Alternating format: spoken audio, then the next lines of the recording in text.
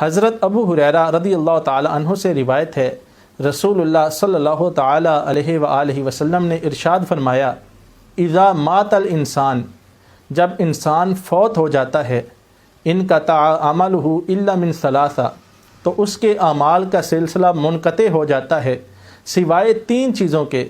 یعنی ویسے تو اس کے اعمال کا سلسلہ اب منقطع ہے، لیکن 3 ایسے کام ہیں کہ وہ اگر بندہ دنیا میں کر جائے تو مرنے کے بعد بھی اس کا فائدہ ہوتا رہے گا۔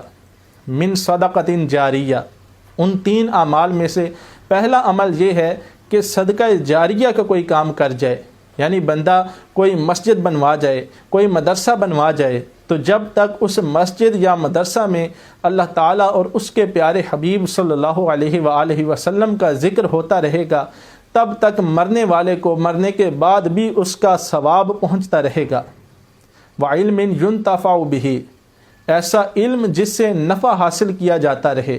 یعنی ان 3 میں سے دوسرا عمل ہے کہ ایسا علم جس سے نفع حاصل کیا جاتا رہے، یعنی بندہ دین کا علم جاننے والا تھا تو وہ آگے اپنے شاگردوں کو وہ علم سکھا جائے، وہ آگے اپنے شاگردوں کو سکھائیں گے، تو جب تک اس علم کو آگے پھیلاتے رہیں گے اور یہ علم پھیلتا رہے گا، تب تک اس مرنے والے کو مرنے کے بعد بھی فائدہ پہنچتا رہے گا۔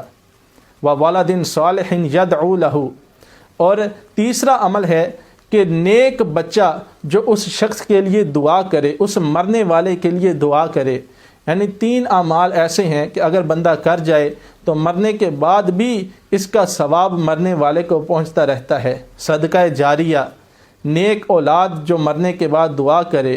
اور ایسا علم جو نفع دیتا رہے۔ تو ہمیں چاہیے کہ ہم ان 3 میں سے کوئی ایک کام ضرور کریں۔ اللہ رب العزت ہم سب کو ایسا بنا دے۔